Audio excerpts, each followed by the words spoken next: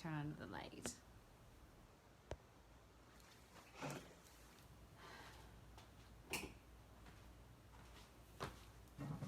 That works either.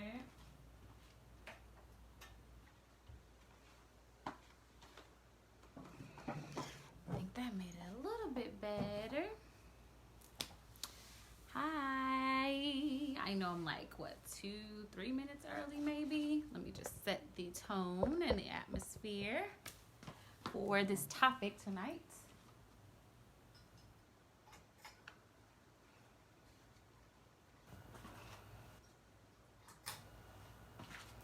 Now that's too much light. Well, that's perfect. Woo! Hiya! Hi, everybody who's coming in. How y'all doing? I hope that you've had a lovely, lovely Tuesday. Yeah, so I wanted to pop on for a little bit and drop these knowledge tips for tonight with Full Circle. We have no makeup tonight, so excuse the little bags. Sis is tired. But yeah, I guess I'll start singing a little something so everybody jump on. Jesus at the center of it all. Jesus at the center of it all. You're my beginning and the end. It will always be you, Jesus. Oh, Jesus. From my heart to the heavens, Jesus be the center. It's all about you. Yes, it's all about you. From my heart to the heavens, Jesus be the center. It's all about you. It's all about you. You, Jesus. Hello. So, my reason for me being on was to come on and talk about the timing and seasons changing and trusting God's time. And that everything in due season, just like the topic of full circle, everything comes around full circle. We just have to learn how to trust the timing, go with the process, go with what's going on. And I know myself, that is not easy at all for me. I am one of those people that, I guess you could say, nosy. I have to know what's going on at all times. Like, I really want to be aware and somewhat in control. I think a lot of people can attest to that. They want to be in control of what's going on. Like, I have to know what's coming up next. But God has the final say. He's in control, pretty much. He is our maker, our creator, our founder. And everything else that's good, to me, comes from him. Like, he created us. And so, therefore, if you are a believer, he created us. And from there, we are able to move and be able to do all the things that we do, all the amazing things. I'm not just pro God. If you want to refer to the universe, that's fine. You can refer to the universe. But I was raised on Jesus Christ, God, Lord, Savior. That's what I was taught. So, as far as the motivation, I wanted to come on and talk to you guys about trusting his time and why it's better to trust his timing and how to understand when your seasons are changing. So let's start with, there was, of course, my favorite scripture, Jeremiah 29:11. It's pretty much up over my bed. It says, "For I know the plans I have for you, declares the Lord, plans to prosper you and not to harm you, plans to give you an expected end of hope and a brighter future."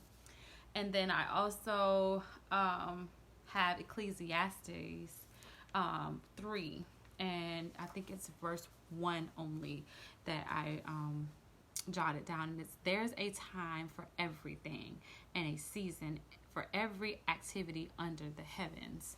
And that's so true. Like, in life, we have our ups and downs, right? Just like the seasons. There's spring when everything is blooming and everything is great and everything is awesome. And then there's summertime, you know, where everybody's half naked. Let me stop. But you get what I'm saying. Like, the weather is nice enough for you to walk around with a little less clothing. And then there's the winter and the fall. And a lot of times, you know, like my leader taught about, like, there's my dad and then there's Pastor David Jock. So Pastor David Jock is my age, doing the thing. But anyway, he talks about the seasons, even in relationships, and that's in any relationship, business, marriage relationships, dating, courtships, even with your children. It's crazy that some of us will think that we're in summertime, which is yay, yippee, let's go out and have fun, let's go run off and take a trip, and let's go do this, which is the most there's a graph that shows that there's more travel during the summertime than normal, you know, seasons. So people will sometimes, you have one person or one party of a relationship or a household thinking that everything is good and everything is fine and it's summertime, but then the other party is in winter, meaning they're cold, they feel shut out, they feel alone. And it's how important and healthy it is to communicate effectively in a relationship to prevent that. And that goes for, like I said, any type of relationship. So even with your friends, it's good to check up on your friends every now and then. It is good not to super crowd them, but sometimes they may be going through a rough time. They may not understand how to trust the process or the season that they're in. So I'll give a brief example of myself. I went through a lot of stuff, a lot of hard trials, and I kind of felt alone going through them because I'm the oldest child and I'm the only girl. So it's like a double, I guess, multi hats that I was trying to wear this, oh, I'm the oldest child and I'm the girl, so I'm more experienced, let me go out here and live my life. But in all honesty, life is hard. And I lived a very sheltered life, being a PK kid. I lived an extremely sheltered life. So when I got out here with life, not just say the world, because people always think, oh, she was out there in the world. No. When I got out here into real life, I was drowning. I didn't know what to do. Bills slapping me in the face left and right. Like, then I called myself getting married and then divorced and then married again, then divorced, and then now I'm a single mom with 2 kids. So it was just a lot for me, and I didn't see my way at that time. So now I am, 39, and my children are no longer, 3 and 1. They're now 14 and 11. So in that time, I always thought that my kids, it just felt hard. It just felt like the weight of the world was on my shoulders and everything and everyone was against me. But that was my mindset at that time. But in this new day and age and in this new season, my mind has changed. And with that change, I feel a lot better about life. Like I said before, I'm living intentional now. Like, even now, like, I'm praying and seeking God for different things in my life. And at one point, like, everything was just coming to me full force. And it was like, whoa.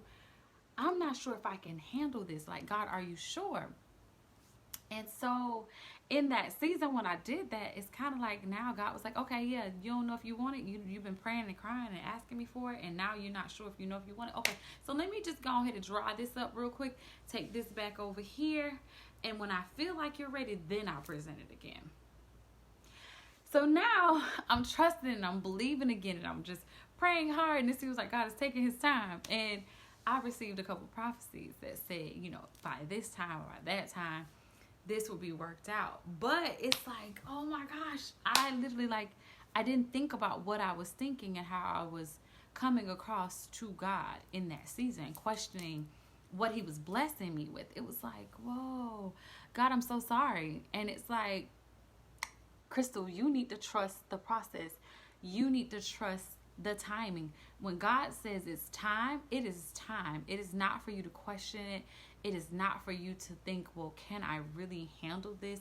Can I really do that? If he's brought it to me, then of course I can handle it. I can get through it. I can work through it. I can take on those responsibilities. I can handle that task, or I can take this small project and make it something big and beautiful. So I don't want others to make the same mistakes that I did with that season of my life, where there is just like everything I'm asking God for, and I'm praying and trusting him to deliver to me. I've been praying for years for certain things, and when God actually started manifesting those things and bringing them to me, I was like, whoa, wait, hold on. So you mean to tell me you just gonna give me all of this stuff now? Like, I don't know if I'm really ready for it. So he's like, oh, you don't know? Okay, cool. While you think about it, let me just hold on to it. And then when you tell me you're ready again, I'll think about bringing it back to you. So now I'm sitting and I'm like, okay, any day now,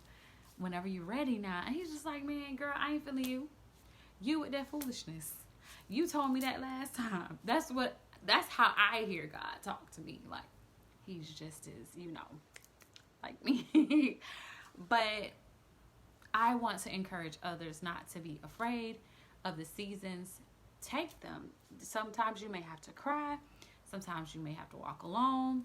Sometimes you may have to just go off to yourself and cry. Like my car, oh my God, my first car used to be my cry closet. Like, that's what I used to call it. Like my cry and singing closet. Like, I used to be in that baby crying and singing. The new car, I'm in the laughing and talking trash and laughing and singing and laughing. And, I think one time I cried.